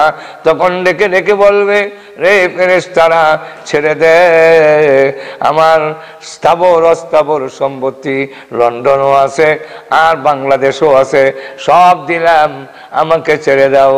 ফেরেশতারা বলবে না। আল্লাহ কোরআনে বলছে কাল্লা ইযা বালাগাতিত তারাকিয়া ওয়া কিলা মান রাওয়াক, প্রাণ যখন চলে আসবে কণ্ঠনালীতে, তখন ডেকে ডেকে বলে আল্লাহ কিলা মান রাক। ফেরেশতারা বলবে অথবা আপনি বলবেন। ফেরেশতারা যদি বলে তাহলে এইভাবে বলবে কি, এই কিলা মান রাক, তোর এখন কেউ উদ্ধার করবে? বল বল দেখি, বলো দেখি। এখন তুমি না দরকার সরকারি দলের লোকে রইলে, তোমার দলে পুলিশে মন্ত্রী টেলিফোন করছে দিস ইজ মাই অর্ডার, তখন তোমার সাইডে দিছে, এসপি সাইডে দিছে, এখন ডাক ডাক কও না তোমার দিস ইজ মাই অর্ডার কইতো যে আমি দিস ইজ মাই অর্ডার, আমি প্রধানমন্ত্রী বলছি, হ্যাঁ আমার দলের লোক ছেড়ে দাও। দিস ইজ মাই অর্ডার এখানে চলতো না। আর তো জোরে বলেন, টাকাওয়ালা তুমি, টাকা দাও, টাকা। তাম পৃথিবীর টাকা পয়সা দিলেও দুনিয়াতে তোমাকে টাকা পয়সার কারণে ছেড়ে দিয়েছে। আসামি ধরে লেছে বাংলাদেশও, পুলিশের কানে গিয়া যদি ইসমে আজম ফেরা ফু দেওয়া যায়, আসামি সাইরা দিয়া সরকারে বোঝায় সামান্য ঘেরে লাগাল পাইছি না। পুলিশের ইসমে আজম বুঝছেন নি, ঘুষের টাকা। ঠিক না? 50 নাই 1 লাখ দিলে রাজন হত্যার আসামি পুলিশে 12 লক্ষ ভাইয়া সৌদি আরব যাওয়ার রাস্তা করে দিলাইছে। আর তো জোরে কম। ফেরেশতারা ডাক দিয়া বলবে ও আল্লাহর বান্দা বান্দি, এখন বলো পৃথিবীর টাকা পাউন্ড তোমাকে আমার হাত থেকে ছাড়াইতে পারবে না। যখন ঠিক না, কে আছে তোমাকে তদবির করবে? এখন এসে যদি বড় ছেলে আসে, আব্বু আমি আপনার বড় ছেলে ডাক্তার, তো ডাক্তার আমার গিরোটা ছুটাস না, হ্যাঁ এটা সম্ভব না। আর একটা ছেলে এসে আব্বু আমি ইঞ্জিনিয়ার, তো ইঞ্জিনিয়ার গিরোটা ছুটাস না, হ্যাঁ এটা সম্ভব না। যখন ঠিক কিনা, কেউ ছাড়াতে পারে না। পানি দিবে, পানি দেওয়া নিষেধ। যখন চাকরা শুরু হয়ে যায় তখন পানি দেওয়া নিষেধ, পানি দিয়েন না, বেটার আরো কষ্ট হয়। পানি তো ভিতরে যায় না, গলার মধ্যে আরো গিরো লাগে। এই জন্য পানি দেওয়ার নাই। একমাত্র পথ, ওই সময় যদি কানের কাছে এসে বলে, সন্তান যদি এমন তরে করে থাকেন আপনার কাছে সূরা ইয়াসিন সহি শুদ্ধ করে পড়তে পারে, ওরা যখন এসে কানের কাছে পড়ে ইয়াসিন ওয়াল কুরআনিল হাকীম ইন্নাকা লামিনাল মুরসালিন, আল্লাহর নবী তখন ডাক দিয়া বলেন, আল্লাহ রাব্বুল আলামিন ফেরেশতাদেরকে লক্ষ্য করে বলেন, ফেরেশতারা রে, আমার বান্দার কানের কাছে সূরা ইয়াসিন তেলাওয়াত করতেছে, এই সূরা ইয়াসিনের তেলাওয়াতের বরকতে আমি আল্লাহ আমার বান্দার মরণের কষ্ট মাফ করে দিলাম। লক্ষ্য করে দেখেন, একমাত্র ওই সময় এক তো 500 ফেরেশতা চাপ দিয়া ধরে রাখছে, 500 ফেরেশতায় আপনাকে চাপ দিয়ে ধরছে। 2 নম্বরটা হইল যে আপনার যখন নাকি এমন পিপাসা, তাকায় দেখেন আব্বা, যে আব্বা আপনার আগে দুনিয়ার থেকে বিদায় হয়ে গেছেন, ওই আব্বা খাড়া, মা আপনার সামনে খাড়া, ছেলেকে লক্ষ্য করে বলেন, ছেলেরে তোর আগে দুনিয়ার থেকে আমরা আইছি, মোল্লা মুন্সি আলেমুল আমার কথা একটু ঠিক না, জান্নাত জাহান্নাম বলতে কিছু নাই, কিচ্ছুই আমরা পাইছি না রে বাবা, তুই মানিস না। পানির গ্লাস নিয়ে দাঁড়াই রয়েছে, তখন আপনি মনে করবেন আমার আব্বা তো আমারে ধোঁকা দিবে না, আমার মা আমাকে ধোঁকা দিবে না। মা কোনোদিন সন্তানরে ধোঁকা দেয় না। আমার মা যখন বলে আখিরাতের কিছুই নাই, আমার বাবা যখন বলে মরার পরে কিছুই নাই, তাহলে এটা সঠিক এটা মিথ্যা হতে পারে না। যারা এত বৎসরের 12 বৎসর 13 বৎসর এক একজন আলিমের কাছ থেকে দেখে, বুজুর্গানের দিন থেকে দেখে দেখে আমল শিখছে, ইন্টারনেটের কথায় যারা মুহূর্তের মধ্যে আমল বদলা যায়, এরার ইমান কত দুর্বল, মরণের সময় যখন এইভাবে কইব কতটুকু টিকা থাকবো, কইব ঠিক হই। আর তো এখন সারা জীবন আমল এইভাবে চললেছে। আজ থেকে 1500 বছর আগ থেকে নাবির নিচে হাত বান্ধা হানাবি মাযহাব মতে নামাজ পড়ে আসছে। সারা বিশ্বের মধ্যে বর্তমানে যদি 170 কোটি মুসলমান হয়ে থাকে, 170 কোটি মুসলমানের মধ্যে 100 কোটি হইল হানাবি মাযহাবের ব্যাখ্যা অনুযায়ী নামাজ পড়ে। নাবির নিচে হাত বান্ধন্যার দল 100 কোটি, আর বাকি সব মিললে হইল 70 কোটি। আল্লাহ ঘুমাই গেছেন নাকি বিষয় হয় না? আচ্ছা তো এখন যত মুসলমান সংখ্যা তো হইল বেশি ভারত, পাকিস্তান, বাংলাদেশ, আফগানিস্তান, এই জায়গার মধ্যে, এই জায়গার মধ্যে যা মুসলমান আছে, এই মুসলমান আর পৃথিবীর কোথায় পাবেন? তো এখন লক্ষ্য করে দেখেন 100 কোটি মুসলমান নামাজ এখানে পড়তেছে।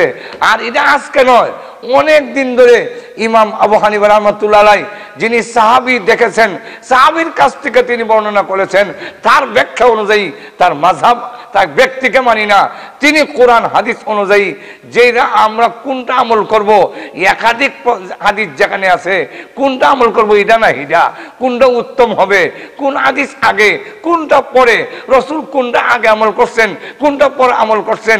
হ্যাঁ, হাদিসের তাকলিদ হবে না, কোনটা আগে আছে কোনটা পরে আছে, কোরআনে তাকলিদ হবে না, কোন আয়াত আগে নাযিল হইছে কোন আয়াত পরে নাযিল হইছে, মদের আয়াত আগে নাযিল হইছে, মদের মধ্যে লাভও আছে ক্ষতিও আছে, এই আয়াত কোরআনের মধ্যে আছে। মদের আয়াত নাযিল হইছে যে মদ খাইতে পারবা কিন্তু নিশাগ্রস্ত অবস্থায় নামাজে যাইতে তারা, এই কথা এই আয়াত কোরআন শরীফের মধ্যে আছে। এরপরে এরপরের আয়াত কোনটা, এই আয়াত কোনটা, এই আয়াতের হুকুম আছে কি নাই, এগুলা যারা বুঝে তাদের ব্যাখ্যা অনুযায়ী আমল করতে হবে। কোরআনের তাকলিদ তো আমল করা যাবে না, হাদিসের তাকলিদ আমল করা যাবে না। কোনটা আমল করতে হবে কোনটা করতে হবে না, এটা মুস্তাহিদিন ইমামরা ব্যাখ্যা দিয়ে আমাদের সামনে বুঝাই দিয়েছেন। আর তো এখন আমরা ইমাম আবু হানিফাকে মানি না, আমরা বুঝাই আল্লাহর হুকুম বাদ দিয়ে তুমি ইমাম আবু হানিফার হুকুম মানতা কেন? আমরা আল্লাহর হুকুম মানি, নবীর তরিকা মানি, কিন্তু আমরা যেটা জানি না আবু হানিফার ব্যাখ্যা কোরআন হাদিস অনুযায়ী যে ব্যাখ্যা দিচ্ছেন সেই ব্যাখ্যাটা মানি। একটু জোরে কর না। ইদা ছাড়া তো আপনি আমল করতে পারবেন না, কোরআনে থাকলে আমল করবেন। তো কোরআনে তো নিশা মদ খাইয়া নিশা অবস্থায় নামাজের কাছে যাও না, এটা তো আছে। কোরআনে তো আছে শক্তি সামর্থ্য থাকলেও রোজা না রেখা ফিদিয়া দিলেও, এটা তো কোরআন আছে। রমজান মাসের রোজা না রেখে জোয়ান বেড়া কিছু টেহা মিসকিন দিয়ে দিলেন, ঘুমাই গেছে নাকি? তাহলে কোরআন আছে, কোরআন আছে, হাদিসে আছে কইলে বুঝি দেখতে হবে না হাদিস কোনটা আগে কোনটা পরে। হাদিসের মধ্যে আছে আগে ইসলামের প্রাথমিক যুগে নামাজের মধ্যে মারতো, একজনে এ জিগাইতো আসসালামু আলাইকুম, এইবার নামাজও ওয়ালাইকুম সালাম, নামাজ কয় রাকাত হইছে? 2 রাকাত হইছে। ইয়া আল্লাহ, ঘুমাই গেছেন নাকি? কয় রাকাত হইছে? নামাজও তাকে মাথে। এখন যদি আপনি আহলে হাদিস হন, এই জাতের কিছু লোক আছে এখনো মাথে, এখন হাদিসও আছে। কিতা টেলিফোন আইছে নামাজও আইসে, ওরে বাইর করে দেখে নামাজও ত্যাগ করি। কালিম বাদিন আনাফিস সালাহ পরে মাতিছে অনেক নামাজও, তারপরে মাইতে কিতা অর্থ তুই তো মাতিলেই সৎ। এই জাতের আরবি লোকরে যদি হলে করেন বলে তাই না আরবি জানে, তাহলে অবস্থাটা কি দিব? সেরকম ঠিক কিনা? মাযহাবের ইমামদের ব্যাখ্যা ছাড়া কোরআন হাদিস মানার মতো অবস্থাই আমাদের নাই, মানতেই হবে তাদেরকে। আর তো জোরে কম। যাই হোক, এইগুলা আজকে নামাজ চলছে, এইভাবে নামাজ খালি আমি একলা বলি না, আপনি বলেন না। এই নামাজ বাংলাদেশের দিকে লক্ষ্য করলে দেখবেন সিলেটের সবচেয়ে বড় আলেম মুসাইর সাহেব বায়ামপুরি এইভাবে নামাজ পড়ছেন, আপনার শেখে কোরিয়া এইভাবে নামাজ পড়ছেন, আপনার দিনের এলাকার আব্দুল হক গাজীনগরী এইভাবে নামাজ পড়ছেন, আমাদের নুরুদ্দিন গহরপুরি এইভাবে নামাজ পড়ছেন, শেখ বরুণী এইভাবে নামাজ পড়ছেন, আমাদের ব্রাহ্মণবাড়িয়ার বিশ্ববিখ্যাত আলেম ফখরে বাঙ্গাল যার উপাধি তিনি এইভাবে নামাজ পড়ছেন, এইভাবে আমাদের হাবিব চৌধুরী এইভাবে নামাজ পড়ছেন, শামসুল হক ফরিদপুরি এইভাবে নামাজ পড়ছেন, এইভাবে সমস্ত উলামায়ে কেরাম এইভাবে নামাজ পড়ছেন। এরা সকলের নামাজ হয় না, আর তুমি হঠাৎ করে নতুন নামাজ লইয়া কারিস, তাহলে তুমি উম্মতের মধ্যে ফেরেশতা সৃষ্টিকারী ছাড়া আর কিচ্ছুই হতে পারো না। আর একটু জোরে কন, তোমার কথার দ্বারা কতজন মানুষের নামাজ বাদ যায়? তোমার আল্লাহ পাঠাইছে নামাজ বাদ দিবে লেগে। যারা নামাজ পড়ে না এদের সম্বন্ধে কোনো কথা নাই। এক শ্রেণী আছে এখন বর্তমানে, কার নামাজ হয় না, কেন আমিন আসতে কইলো, কেন হাত নাভির নিচে বানলো, এদের নামাজ হয় না। এদের বিরুদ্ধে ফতোয়া দেওয়ার পিছনে আছে, এরা আসলে উম্মতের কল্যাণের জন্য নয়, উম্মতের মধ্যে বিভ্রান্তি সৃষ্টি করার জন্য অন্যরা পয়সা খাইয়া এই কাম করতেছে। এত লোকের গুলো 100 কোটি মানুষের নামাজ বাদ দিয়েছো তুমি ইন্টারনেটও বইয়া। আর আপনিও কই বেটার ছিলেন না, বাপ দাদার নাম নাই সানমুল্লার বিয়াই, আপনিও কইলেন বলে এই বেটার কথা ওই না ঠিক ওই সবের নামাজ ভুল, আমিও নাইছি মানুষের এখন ঠিক কিনা। হে ওখান থেকে ঠ্যাং 2 দিন ছাড়ায়া আর চলবো না, খার হয়েছে যে এটার নাম খারা হয় মানুষের এখন ঠিক কিনা। যাক, এখন এই কথাগুলো বলার টাইম নাই, চাপ জড়ো না। অসুবিধা হইতেছে না আপনারা? অসুবিধা হইতেছে? অসুবিধা হইলে শেষ করে লইতাম। তাহলে এখন লক্ষ্য করে দেখেন, আল্লাহ রাব্বুল আলামিন বলেন, ওই সময় মা বাবা যদি দাঁড়ায় সন্তান রে আমি তোর বাবা তোর তৃষ্ণার্ত অবস্থায় থেকে পানি লইয়া দাঁড়াইছি, মা যদি বলে তখন আপনি পানি নিয়ে দাঁড়াইলাম, আপনি তখন আমার মা পানি লইছে বাপ লইছে, আসলে কিন্তু মা না, বাবা না, মিস্টার ইবলিস। আটজোরে কন্যা, মার সুরত ধরে, বাবার সুরত ধরে শয়তান বলে শেষ ঘাটি তোমাকে আমার রক্ষা করতে হবে, এরপরে তোমার লাগাল আর পাবো না। শয়তান কইরা আমার শেষ ঘাটি, এই জন্য হামলা চালাবে ইমান নষ্ট করার জন্য। একদিকে যন্ত্রণা, আরেকদিকে শয়তানের ষড়যন্ত্র। যন্ত্রণা তো এমন যন্ত্রণা, আল্লাহর নবী বলেন এমন যন্ত্রণা হবে যে যন্ত্রণা মানুষ সহ্য করা কঠিন হবে।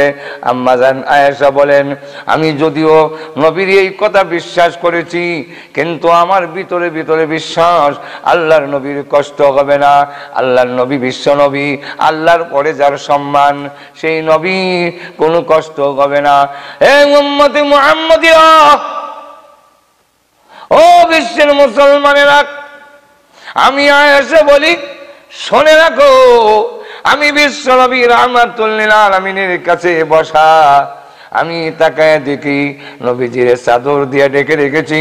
হঠাৎ করে দেখি চাদরের ভিতরে একটা হাত এইভাবে টানে, আবার হাতটা লম্বা করে, এইভাবে হাত টানে, আবার হাতটাকে লম্বা করে, পাও এইভাবে টানতেছেন, আবার পা লম্বা করতেছেন। এমন কেন শুরু করলেন? চাদরটা আমি উঠাইলাম, তাকায় দেখি বিশ্ব নবীর মাথা মোবারক থেকে নিয়ে পা মোবারক পর্যন্ত এমন কোন পশম মোবারক নাই যেখান দিয়ে আল্লাহর নবীর গাম বের হয় নাই। একটু ধরে কর না। সেই মরণের যন্ত্রণার গাঠিটা অত্যন্ত বিপজ্জনক, জোরে কণ্ঠে কিনা? সেই বিপদটার সময় চাইনি যে বিপদের গাঠির মধ্যে আল্লাহর রহমত হোক। এত জোরে কন। আমার বিশ্বাস নাই, এটা ইসলামের এই নির্দেশ। আল্লাহর দয়া না হইলে ঈমান নিয়ে যাইতে পারবো না। যেরকম ঠিক কিনা? আল্লাহর দয়া না হইলে কোন ওলি আউলিয়াও ঈমান নিয়ে যেতে পারবে না। যেরকম ঠিক কিনা? তাহলে মরণের গাটি ঈমান নিয়ে যদি যাইতে না পারি, সারা জিন্দেগি বরবাদ হয়ে যাবে। আপনারা চাননি মরণের গাটিটা ঈমান নিয়ে পাইতে?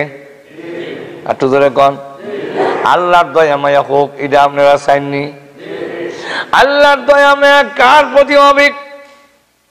নবীজি আরেক হাদিসের মধ্যে বলেন, তামুতুনা কামা তাহইয়াউন ওয়া তুহশারুনা কামা তামুতুন।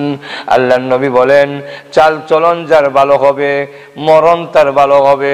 অর্থাৎ যেই লোকটা তার চাল চলনটাকে আল্লাহর হুকুম, নবীজির তরিকা অনুযায়ী জীবনটাকে চালাবে, আল্লাহ রাব্বুল আলামিন মরণের সময় তাদের প্রতি দয়া মায়া করে তাদের জবান দিয়ে আল্লাহ কালিমা লা ইলাহা ইল্লাল্লাহু মুহাম্মাদুর রাসূলুল্লাহ, এই কালিমা তার জবান দিয়ে আল্লাহ বের করে দিবেন।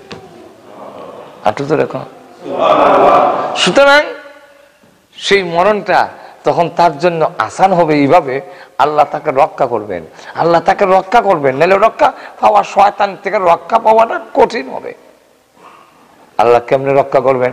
বলে আমার বান্দা সারাটা জীবন এত কষ্টের মাঝখানে প্রচন্ড শীত উপেক্ষা করল, সারা রাত 12টা পর্যন্ত ডিউটি করে টেকুর থেকে আইয়া রাত 12টা বেজেছে আত্মুখ দইতে দইতে, এরপরে আবার ঘুমাইছে কদ্দুর, ঘুমাইয়া আবার ফজরের নামাজ হাজির হওয়া খুব কষ্টকর।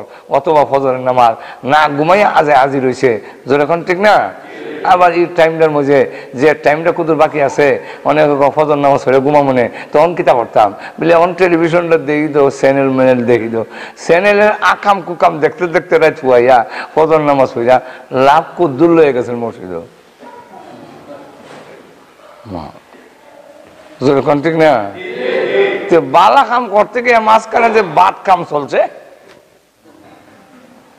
মজাক থাকতাম কিছু ঘুমান, নাইলে যদি ঘুমের আর আপনার মোবাইলের মধ্যে অ্যালার্ম দিয়ে রাখেন, যে আমার যেন ফজরের টাইমে তুলে দেয় আমার অ্যালার্মে, আর নেলে যদি না ওই ঘুমান তো কোরআন তেলাওয়াত করেন, কিছু সময় চোখের পানি ছেড়ে দিয়া আল্লাহর দরবারে কান্দা 2 রাকাত নামাজ পড়েন। যদি আপনার চোখ দিয়া শেষ রজনীতে কান্দা আপনার চোখ দিয়ে পানি বের হয়ে যায়, আল্লাহ রসুল জানাই দিয়েছেন এই চোখের জন্য জাহান্নামের আগুন হারাম।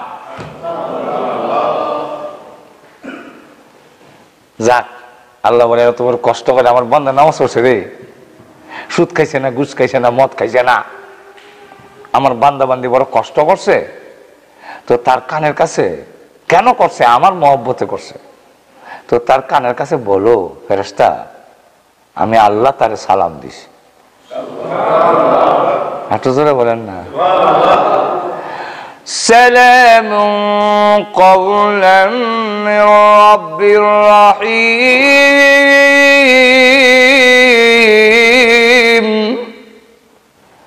বলো তোমার রব্ব রহিমের পক্ষ থেকে সালাম। একটু আসতে করেন সুবহানাল্লাহ।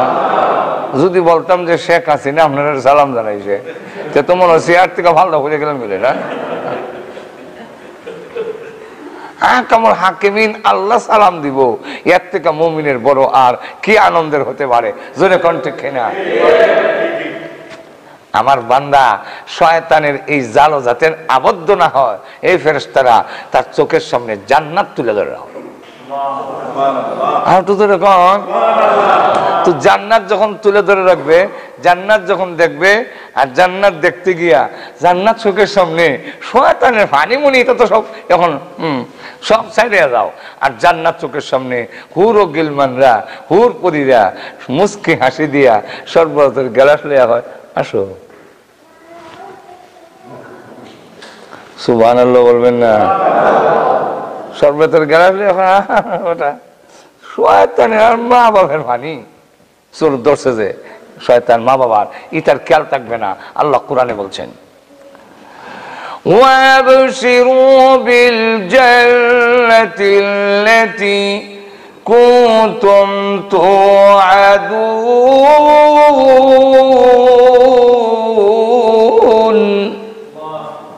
আল্লাহ রাব্বুল আলামিন বলবেন, জান্নাতের সুসংবাদ দাও আমার বান্দারে, জান্নাতের সুসংবাদ দাও, আর বলে দাও যে সে যেন ভয় না করে, চিন্তা না করে, আমি আল্লাহ রাব্বুল আলামিন তার জন্য জান্নাতের যা ওয়াদা করছিলাম সেই জান্নাত তারে দেখাইয়া দাও। আর জান্নাত দেখবে, বালাখানা দেখবে, হুর পরি যখন দেখবে তার মরণের যন্ত্রণা যে কোন ফাঁকে তা গেছে হে কইতে পারে না। আর তো জোরে কন। এই কারণে মৃত্যু যদি ভালো হইতে হয়, চাল চলন চলাবিরা ভালো হইতে হবে। আল্লাহ নবী বলেন, তামুতুনা কামা তাহইউন, চলন ভালো যার, মরণ ভালো তার, মরণ ভালো যার, কবর হাসর ভালো সব তার। এখন ঠিক না? আর যদি আমি চাল চলন উল্টা পাল্টা করি, তখন এইভাবে যখন ফেরেশতারা আর মুমিন ইমানদারের জন্য জান্নাত থেকে তো রেশমি কাপড়ের সুঘ্রাণযুক্ত কাপড় নিয়ে আসে, আর রুটা বের করে যখন ফুটলা বাঁধে সুঘ্রাণে মুখরিত হয়ে যায়, আর আসমানের দিকে যখন নিয়ে যায় রু, তখন ফেরেশতারা মারহাবা মারহাবা ধন্যবাদ দিতে থাকে, সুঘ্রাণে মুখরিত হয়ে গেছে, নেককারে রু আইছে রে, নেককারে রু আইছে। আর বদকারে যখন রু বের করতে যায়, তখন ফেরেশতারা তাকে আল্লাহু আকবার, তার কাছে যখন দুর্গন্ধ কাপড় নিয়ে আসে, আর সেই কাপড় নিয়ে এসে বলে, হে আল্লাহর নাফরমান, হে আল্লাহর নিমক হারাম, বের হয়ে আয়, বের হয়ে আয়। বের হইতে চায় না, তখন টেনে হেঁচড়ে তাকে যখন বের করে, এই অবস্থায় তার কাপড়ের মধ্যে মানে ইয়ে করে গাঁটটি বাঁধে, দুর্গন্ধে মুখরিত হয়ে। তোমরা প্রস্তুত রাখার জন্য আমলের মধ্যে নামাজ পড়িয়া, রোজা রেখা, সুদ ঘুষ চাইরা, দাড়ি রেখা, টুপি পাঞ্জাবি লাগাইয়া মৃত্যুর জন্য প্রস্তুত থাকো। কাফনের কাপড় ফরানোর আগে আগে তুমি বাইলুই যাও কি? একদিন মোল্লার পোশাক তোমার পরতে হবে, ফ্যান কোট শার্ট ইটা লইয়া যাইতে না। আটু জোরে কর না, আরো জোরে। কোট ফ্যান টাই গলার মধ্যে লাগাই দিলে তো কবর ফেরাস্তা এটা দইরা হ্যাঁ নিব বলে রশি একটা হয়েছি আরে তারপরে। লক্ষ্য করে দেখেন, মরার আগে যদি বাইল না হন, সোজা অন লাগবই, কিন্তু আগে বাগে সোজা হয়ে গেলি গা একটু জোরে কর না। আল্লাহ এক বিট আল্লাহ কি দেব আমি আর বউ মরি গেছি না এক বেটা এক বেটা আর বউ উল্টা। বেটা যদি কয় উত্তর, বউ কয় দক্ষিণ। বেটা যদি কয় মাথাত কাপড় দেয়, কয় বেশি করলে কাপড় ফালাই দিন। এমন উল্লা হল্লা বউ লিয়া চলছে। তো একদিন বেটা খেতে কাজ করে, তার শালা আইসে ক্ষেতের কাছে গিয়া দুলাভাইয়ের কাছে, দুলাভাই আফারে নেবার লেগে আসলাম। কো বাইরে আর বাড়িতে যাইস না হন, কারণ নেবার লেগে যাইস ই কতটুকু কইস না, আমার ওখান কাম কাজ ওখান গেলে তো সমস্যা, তো তুই যাই গিয়ে আর বাইর যাইস না, গেলে আমি আটকাই দিতাম না, আমি লয়ে যাই মনে যা এখন যাই গিয়া খাম শেষ হইলে আমি লয়ে যাই মনে। আর তোর বোন যে মিজাজের, যদি খোঁজ গিয়ে নিবার লেগেছে আমার কথার মান তো দৌড়লে নিব, কিন্তু আমার তখন কাম কাজের সময়। আচ্ছা দুলাভাই জায়গা সারা বুঝে জায়গায় দে বইনে দেখে লাইছে আমার বায়া আইছিল ইগেন থেকে বিদায় করলো ওখানে, তোমার নিবার লেগে আইছিল, তো আমি জায়গা একটা মাঝখানে একটা নদী আছে বলছেন না, নদীর বাড়ি তো কেমনে একটা বড়ের বলদ রয়েছে সাথে, যে এটা নদী ছেড়ে দিলে লেজটা ধরে রাখবো আর বলদের লেজ ধরে ধরে নদী হরে যাবে। তো বলদ দিয়া যখন ছুটছে বেড়া তো ঠারবে মারি আমার বলদ লইয়া যায় কি, তো যাক বেড়াও দৌড় লইছে পিছিয়ে, দৌড়তে দৌড়তে গিয়া দেখেন না গাঙ্গ ফুরিয়ে গেছি। তখন ফুরিয়ে গেছি তখন কইলা হারি আমার বউটা তো মরবো হন, মায়া তো আছে বউর লেগে, উল্লে হল্লা করলো। তখন কইলো যে আচ্ছা যাক ঠিক আছে যাও কি, যখন যাও কি তো লেজ তার ধরে রেখো, স্রোত আছে নাহলে বললাম সারিয়ে ফেস লাগিয়া মরি যাবে কি। এমনি তুমি যখন কইছো তার ধরতাম না, ছাড়ি তখন ছাড়ি দিছে পরে শাড়ির মধ্যে ফেস লাগিয়া অকর হানি তলে গিয়া মইরিয়া স্রোতে ভাসা গেছে কি। স্রোত যায় পশ্চিম দিকে, হ্যাঁ তালাশ করে পূব দিকে। তো লোকেরা যে নদীর পাড়ে আটক কি তালাশ করো, আমার বউর লাশটা তালাশ করি, বলে বউর লাশ তালাশ করো, এটা কি স্রোতের উল্টা যাইবো, এটা তো বাইরে যাইবো, পশ্চিম দিকে তালাশ করো। বলে না রে ভাই এটা সারা জীবনে উল্টা গেছে, এর লেগে উল্টা তালাশ করি, এটার উল্টা তালাশ করি। বুঝলে দেখো জিতা থাকতে উল্টা যায়, মরেলে বাইটেল যায়, মরেলে তো এবার গেছে গিয়া দেয় ঠিক বাড়ির এক জায়গায় মুঝে লাশ আটকেছে। তখন লাশটা তুললা বউর দ্বারে খান দেওয়ার কয় বাইটেলে তো বাইটেলে, জিতা থাকতে আর বাইটেলে না, ময়রা বাইটেলে। তা আমরাও তো বাইটে যদি ময়রা সাইয়া বাইটতে চাই, এই বাইটটা নিয়ে গিয়া কোনো ফায়দা হবে না। আল্লাহ পাক আমাদের সকলকে তৌফিক দান করুন, সকলে জোরে সোরে বলেন আমিন। ওয়া আখিরু দাওয়ানা আলহামদুলিল্লাহ রাব্বিল আলামিন। এটা আর কোনো কিছু আসেনি আপনার? সাইটটা তো বাজি গেছে, এলাকার দেরি করেন যায় না। জি দুরূদ শরীফ পড়ি। আল্লাহুম্মা সাল্লি আলা সাইয়্যিদিনা মাওলানা মুহাম্মদ ওয়া আলা আলিহি ওয়া আসহাবিহি ওয়া বারিক ওয়া সাল্লিম। আস্তাগফিরুল্লাহ রাব্বি মিন কুল্লি যামবি ওয়া আতুবু ইলাইহি লা হাওলা ওয়া লা কুওয়াতা ইল্লা বিল্লাহিল আলিয়্যিল আযীম। আলহামদুলিল্লাহ। ربنا ظلمنا أنفسنا وإن لم تغفر لنا وترحمنا لنكونن من الخاسرين. ربنا هب لنا من أزواجنا وذرياتنا قرة أعين واجعلنا للمتقين إماما. ربنا اغفر لنا ولوالدينا رب ارحمهما كما ربياني صغيرا. رب العالمين সারা জীবনের গুনার বোঝা মাথায় নিয়ে, গুনার উপরে শর্মিন্দা আর লজ্জিত হয়ে, আলেম ওলামা নিয়ে, সাদা দাড়িওয়ালা মুরব্বী নিয়ে, নওজোয়ান ভাইদের নিয়ে, মাসুম বাচ্চা নিয়ে, পর্দার আড়ালের নেককার মা বোনদের নিয়ে আমি গুনাহগার মুসাফির অবস্থায় হাত বাড়াইলাম। মেহেরবানি করে গো আমাদের জিন্দেগির গুনারে মাফ করে দাও। আল্লাহ জানি না আজকের এই মোনাজাত কার জন্য জীবনের শেষ মোনাজাত। কত মানুষ ঘুমায় আর ওঠে না, কত মানুষ ঘর থেকে বের হয় আর ঘরে ফিরে আসে না। রব্বুল আলামিন জানি না কার জন্য কাফনের কাপড় দোকানে জমা হয়ে গেছে। আল্লাহ আমার জীবনের কত সাথী পৃথিবী থেকে বিদায় হয়ে গেছে। আল্লাহ মৃত্যু আসার আগে আগে মেহেরবানি করে আমাদের তুমি মাফ করে দাও। আল্লাহ তুমি যদি মাফ না করো আমাদের যাইবার আর কোনো জায়গা নাই। তুমি বিনে কেহ নাই, দিলে তারাইয়া কোথায় যাব ফিরে আইমু ঘুরিয়া ঘুরিয়া। আল্লাহ আমাদের যাইবার আর কোনো জায়গা নাই। দুনিয়াতে দেখেছি ছোট সময় দুষ্টামি করলে আব্বা ঘরে ঢুকতে দেয় না, ভাইয়েরাও জায়গা দেয় না। সন্ধ্যা হয়ে গেলে ঘরের পিছনের দরজায় গিয়ে মা মা বলে ডাক দিলে এমনি দেখতাম মা দরজা খুলে দুইটা হাত বাড়াইয়া দিতেন আর ডেকে বলতেন আয় রে বাবা। সকলে ভুলে গেল আমি তোর গর্ভধারণী মা, ভুলে যাইতে পারি না। সন্তানকে বুকে জড়াইয়া জীবনের সব অপরাধ মাফ করে দেয়। আল্লাহ গর্বে রাখার কারণে যদি মারি এত দয়া এত মায়া হয়, তুমি তো আমাদের সৃষ্টি করেছ, তুমি তো মার চাইতে কোটি কোটি গুণ বেশি দয়ালু।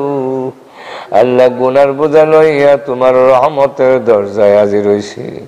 মেহেরবানি করে আমাদের জিন্দেগির গুনারে তুমি মাফ করে দাও। আল্লাহ আমরা যে যে উদ্দেশ্য তুলেছি প্রত্যেকের নেক আশাকে পূরণ করে দাও। আমাদের মধ্যে যারা অসুস্থ সুস্থ করে দাও। আল্লাহ আমাদের আওলাদ গুলোরে পাক্কা নামাজি দিনদার বানায়া দাও। ইয়া আল্লাহ আমাদের আওলাদ গুলোরে পাক্কা নামাজি দিনদার পরেজগার বানায়া দাও। ইয়া আল্লাহ আমাদের স্বামী স্ত্রীর মধ্যে মিল মহব্বত বাড়ায়া দাও। ইয়া আল্লাহ আমাদের স্ত্রী সন্তানকে আল্লাহ তুমি আয়াতে তৈবা দাও। ইয়া আল্লাহ ইয়া রাহমান রাহিমিন আজকের মাহফিল আয়োজন যে করেছেন আল্লাহ দাওয়া আল্লাহ ইসলামী অর্গানাইজেশন এই সংগঠনটা তুমি কবুল মঞ্জুর করো। আল্লাহ প্রত্যেকরে মিল মহব্বতের সাথে ঐক্য হয়ে থাকার তৌফিক দিও। ইয়া আল্লাহ এই মাহফিলে যারা হাজির হইছেন আল্লাহ